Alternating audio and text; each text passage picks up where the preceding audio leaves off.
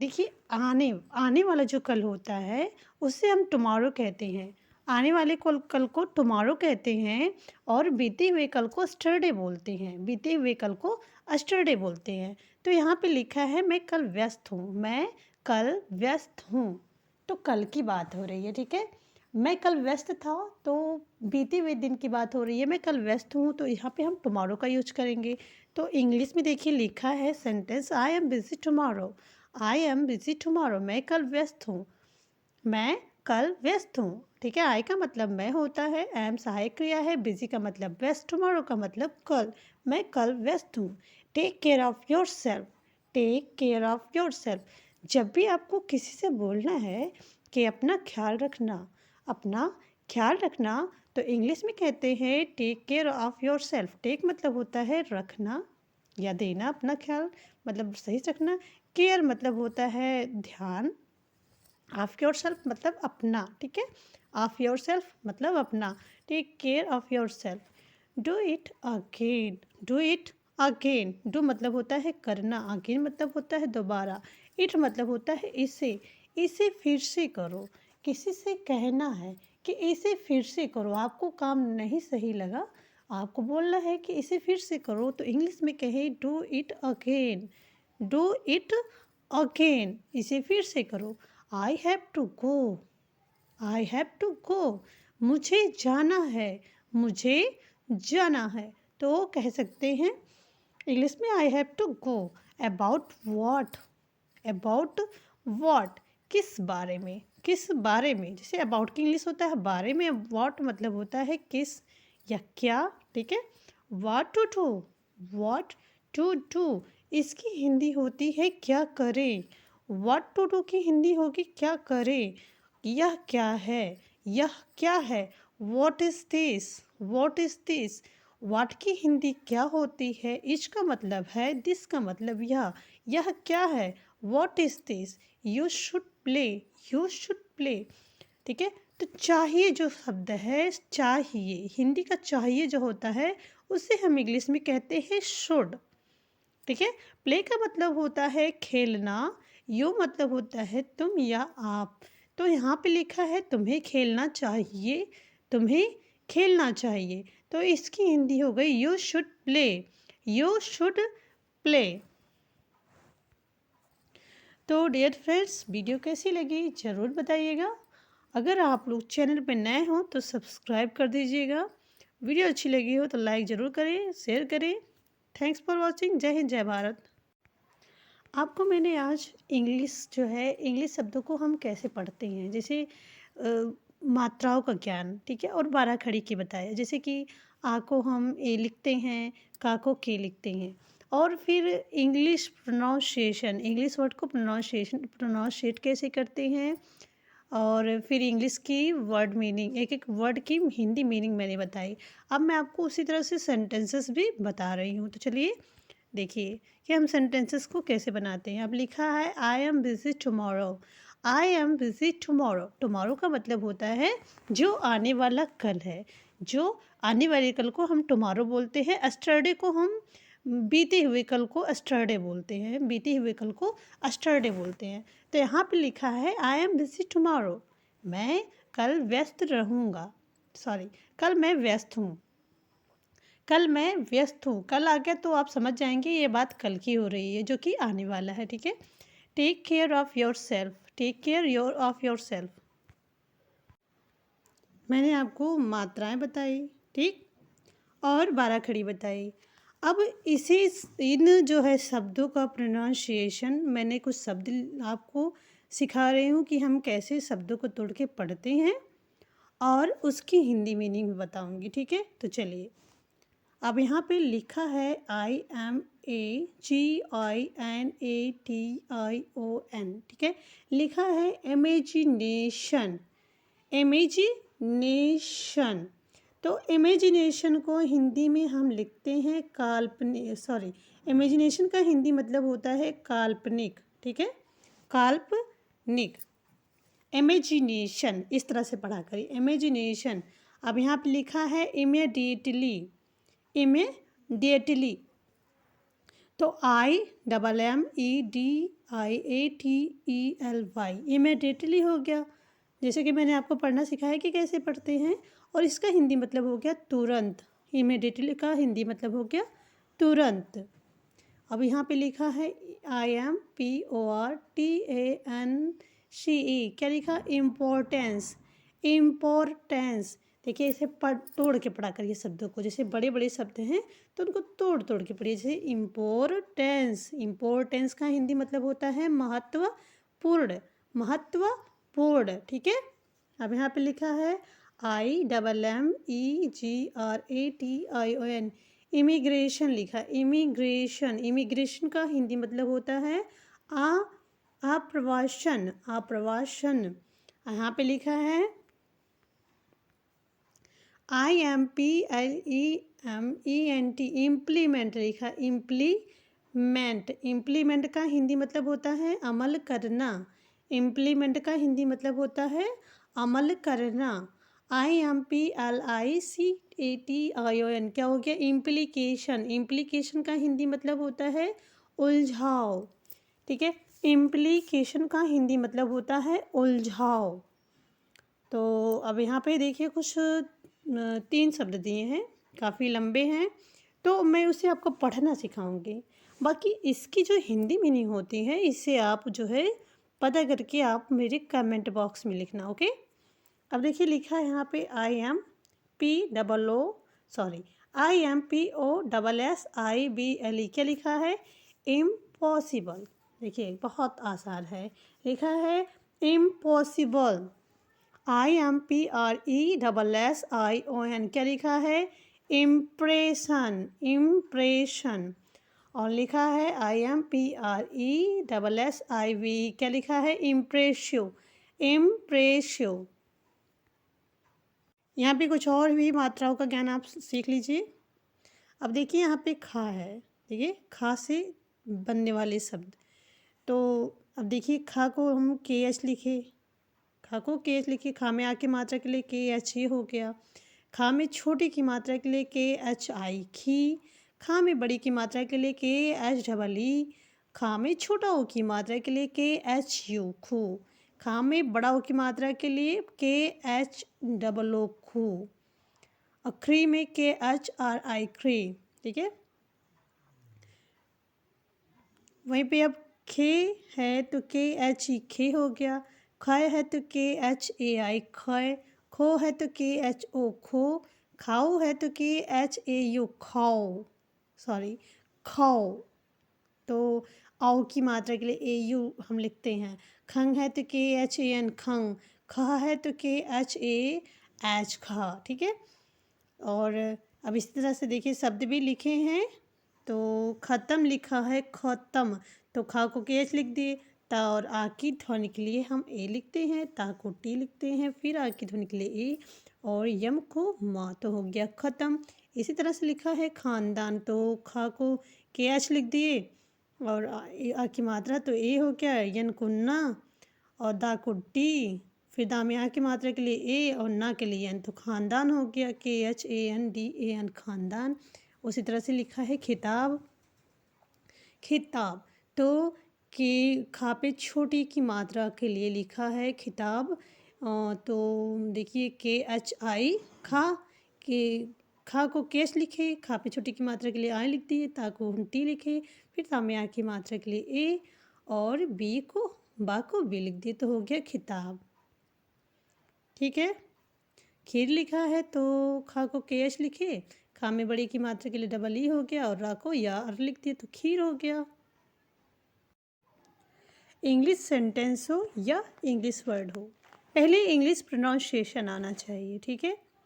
तो उसके लिए हमें छोटी छोटी चीज़ें सीखनी पड़ती हैं, जैसे कि मात्राओं का ज्ञान होना चाहिए और जैसे 12 खड़ी हमें पता होना चाहिए। जैसे कि देखिए आ है, तो आ का हिंदी तो आप जानते हो, लेकिन आ को हम इंग्लिश में ए लिखते हैं। देखिए लिखा है आ को ए लिखते हैं। ठीक है। और बड़ा आ है, बड़ा आ मतलब आ में आ की मात्रा लग गई है तो बड़ा आ हो गया, तो उसे हम डबल ए लिखते हैं।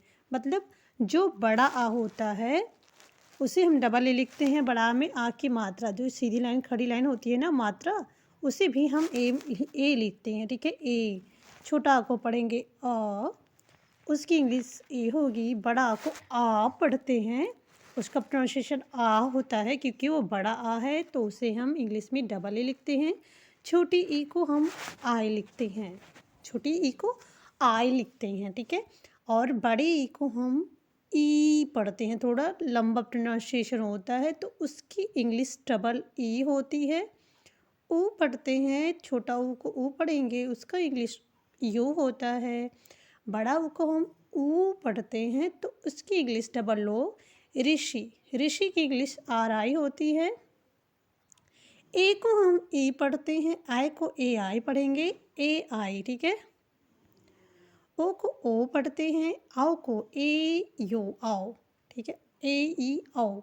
अंग को ए एन लिखते हैं, आहा को ए एच, का को के, का में आ की मात्रा हो जुड़ गई तो के ए हो गया। का में छोटी की मात्रा के लिए के आई, का में बड़ी की मात्रा के लिए के डबल ई की, का में कू की मात्रा के लिए के यू, का में बड़ा ऊ की मात्रा के लिए के डबल ओ कू, कू कू, ठीक है। के ई के, काय के ए आई काय, को के ओ को, खाओ कौ, के ए यू कौ, कंग के ए एन कंग, कहा के ए एच खा, ठीक है। इस तरह से होता है। अब देखिए यहाँ पे कुछ मात्राएं और भी दी हैं। तो के को मैंने बताया, का को के लिखते हैं, खा को के एच, गा को जी लिखेंगे, घा को जे एच लिखते हैं। अंगा है, देखिए अंगा यहाँ पे है तो एन जी लिखेंगे हम, एन जी। चा को सी एच लिखते हैं, चा को सी एच, ठीक है। वहीं अगर सी एच में डबल एक एच और जोड़ देते हैं, मतलब सी में डबल एच कर देते हैं तो छा हो जाता है। जा को जे लिखते हैं और झा को जे में एच जोड़ देते हैं तो झा हो जाता है। इया है तो उसे हम एन लिखते हैं, टा को टी लिखते हैं और ठा को टी में यश जोड़ देते हैं तो ठा हो जाता है। डा को डी लिखते हैं और ढा को डी एच, और आड़ा को यल लिखते हैं, ता को टी लिखते हैं, ठीक है। जैसे कि मैंने आपको बताया, अड़ा को यन लिखते हैं, ता को टी, और था को टी एच लिख देते हैं, था को टी एच लिख देते हैं, दा को डी, धा को डी एच, और ना को यन लिखते हैं, ना को यन। अब आपका कोई खास है तो वो परेशान है, आपको उसे समझाना है कि चिंता मत करो, चिंता मत करो। तो इंग्लिश में कहें डोंट वरी। यहाँ पे हम डो नॉट वरी भी कह सकते हैं, लेकिन सही लगता है डोंट वरी, डोंट वरी, ठीक है।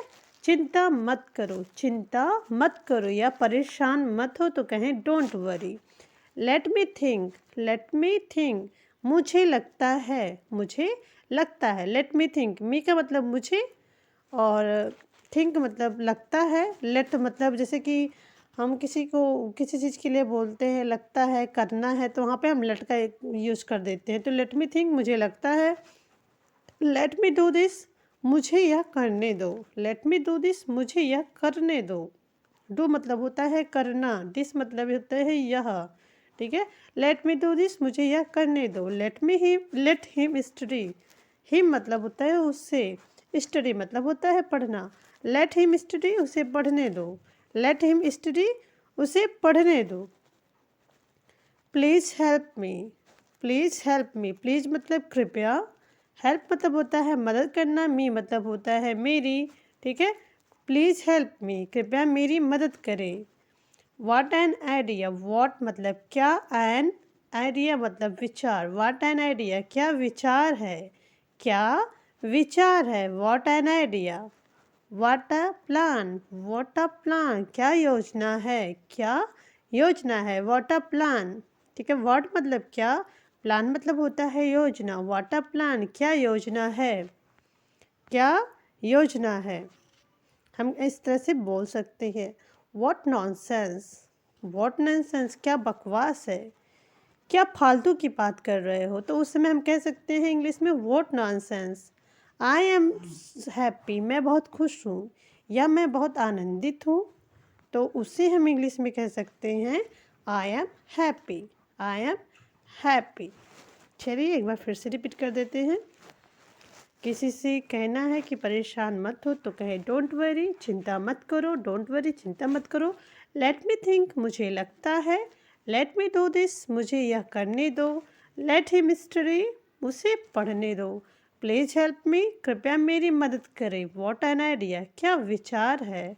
व्हाट अ प्लान, क्या योजना है। ठीक है, क्या योजना है। व्हाट नॉनसेंस, क्या बकवास है। और या फिर कहना है क्या फालतू बात कर रहे हो, तो उस समय भी हम कह सकते हैं व्हाट नॉनसेंस।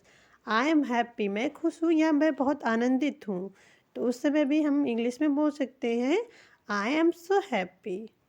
ठीक है, मैं खुश हूँ, I am happy. I am so happy, मैं बहुत खुश हूँ। सो मतलब होता है बहुत। ठीक है, मुझे पता है कि आप सभी इंग्लिश बोलना चाहते हैं, लेकिन आपको इंग्लिश की नॉलेज ही नहीं है, तो कैसे बोलें। तो बिल्कुल भी फिक्र ना करें। आज मैं आप लोगों को छोटे छोटे वर्ड्स के साथ छोटे छोटे सेंटेंसेस भी सिखाऊंगी, जो कि हम अपने ऑफिस में यूज कर सकते हैं।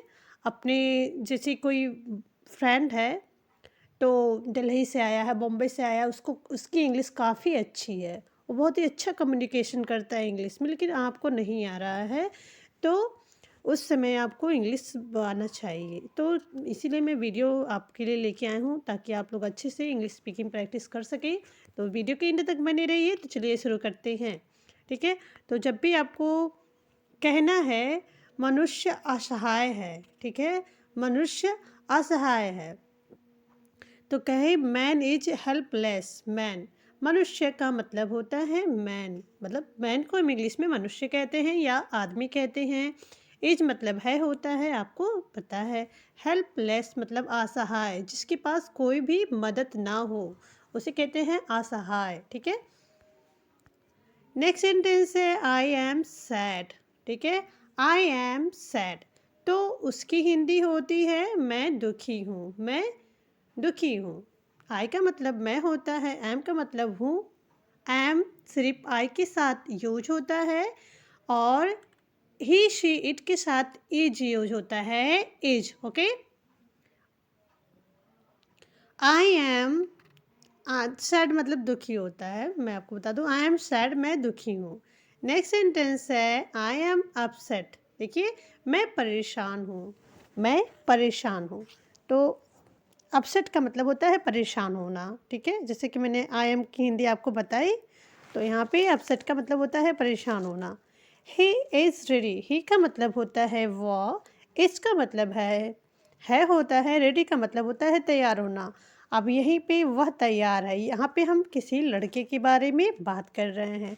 जब हम किसी लड़की के बारे में बोलेंगे, तो इंग्लिश में कहेंगे she is ready, she is ready. ठीक है, लड़की के लिए बोलना है तो कहना है ही इज़ रेडी। लड़की के लिए कहना है तो कहना है शी इज़ रेडी। शी की स्पेलिंग होती है yes H A, she. Okay, चलिए नेक्स्ट सेंटेंस देखते हैं। अब किसी से पूछना है क्या वहाँ कोई है, क्या वहाँ कोई है, तो इंग्लिश में कहें इज़ एनी वन देयर। ठीक है, इसका मतलब है ये क्वेश्चन किया गया है। ठीक है, यहाँ पे हम इसे क्या बोल सकते हैं। एनी वन का मतलब होता है कोई, देयर का मतलब होता है वहाँ। ठीक है, इज़ एनी वन देयर, क्या वहाँ कोई है। Who is he, who is he. ठीक है, तो इसका मतलब हो गया कौन है ये, कौन है ये या वह कौन है। ठीक है, और हम उसकी जगह पे कहते हैं who is she, who is she, who is you, तुम कौन हो। इस तरह से हु का यूज़ कर सकते हैं। यहाँ पे लिखा है हु इज़ देयर, वहाँ कौन है। देयर का मतलब होता है वहाँ, हु का मतलब होता है कौन।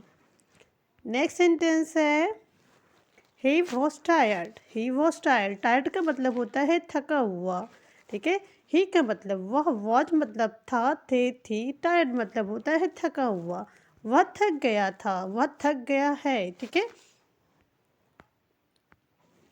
ही वॉज थर्स्टी, थर्स्टी का मतलब होता है प्यासा, वह प्यासा था। ही वॉज थर्स्टी, वह प्यासा था। या शी वॉज थर्स्टी, तो वह प्यासी थी। आई एम थर्स्टी, मैं प्यासा हूँ। ठीक है, इस तरह से यूज कर सकते हैं आप सेंटेंसेस को। देखिए लिखा है यहाँ पे I am thirsty, you are thirsty, तुम प्यासे हो, मुझे प्यास लगी है, मुझे प्यास लगी है। ही गॉट स्केर्ड, स्केर्ड मतलब होता है डरना, वह डर गया। He got scared, she got scared, वह डर गई। ठीक है, सी गॉट रहेगा तो रहेगा वह डर गई, ही गॉट स्केर्ड तो वह डर गया। हैव फैथ, जब भी आपके पास कुछ रखना है मतलब विश्वास रखना है तो कहें हैव फैथ, विश्वास रखो, विश्वास रखो। हैव पेशेंस, सब्र रखो या धैर्य रखो। ठीक है, अब देखिए लिखा है spite, invite, unite, quite, insight, polite. ठीक है, इनमें भी आप देखो ध्यान से क्या कॉमन है, आई टी ई। ठीक है, आई टी ई, तो इसे हम पढ़ते हैं आइट। आप लोगों से मैं कहना चाहूँगी जो आइट लिखा है ई आ ईट, तो इसे हम जो है प्रोनाउंशिएट करते हैं लेकिन लिखते नहीं हैं। आ को हम आ की मात्रा लगा देते हैं किसी भी शब्दों में, हिंदी के शब्दों में आ की मात्रा लगा देते हैं। ठीक है, तो चलिए देखते हैं। अब यहाँ पे लिखा है स्पाइट, तो यस को हम सा लिखे। ठीक है, पी को पा। अब आई है, आइट है, तो पा में आ की मात्रा लगा देंगे और टी ई को लिख देंगे स्पाइट, ई टी, क्या हो गया स्पाइट। अब इनवाइट को लिखेंगे, आई को ई लिख देंगे, ना को यन, ना को N, V I T E को वाइट, हो गया इनवाइट, स्पाइट इनवाइट। यू को, ठीक, यू, एन को ना, यन को ना, आई टी ई को इट, यूनाइट। देखिए ना में आके मात्रा लगा दिए, ई टी यूनाइट हो गया।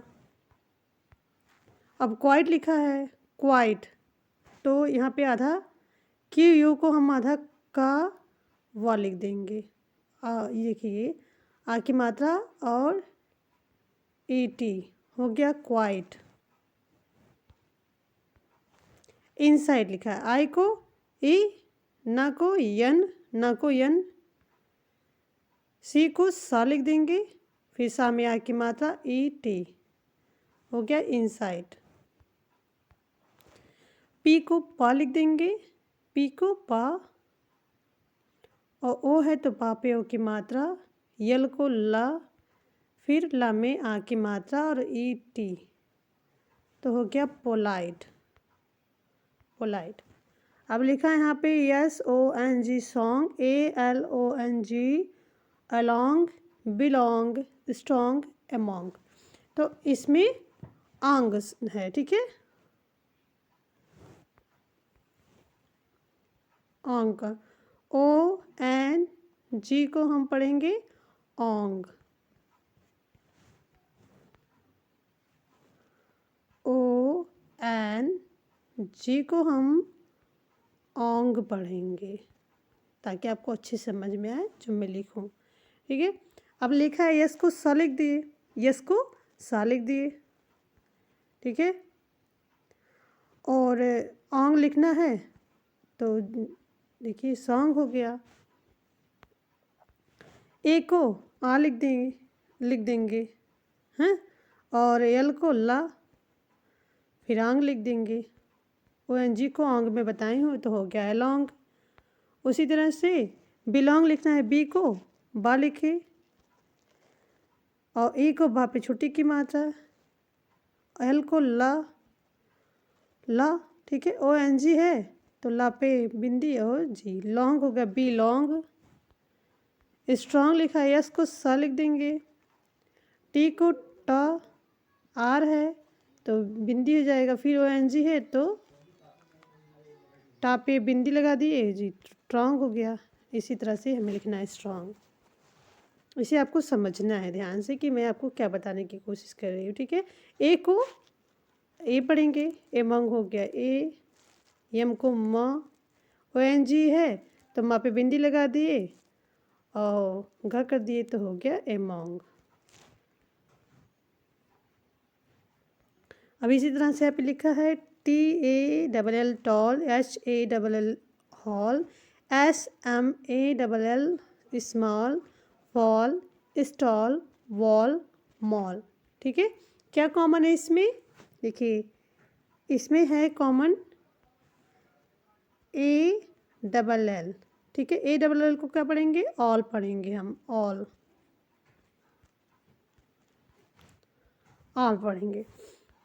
तो हो गया, टी को टा पढ़ते हैं, ए है टी को टा पढ़े और आर लगा दिए तो हो गया टॉल, सॉरी टी को टा पढ़े, टी को हम टा पढ़े और ए है तो आप ए को हम आके मात्रा में लगा दिए और एल को ला तो हो गया टॉल। उसी तरह से लिखना है हमें हॉल भी, हॉल भी लिखना है।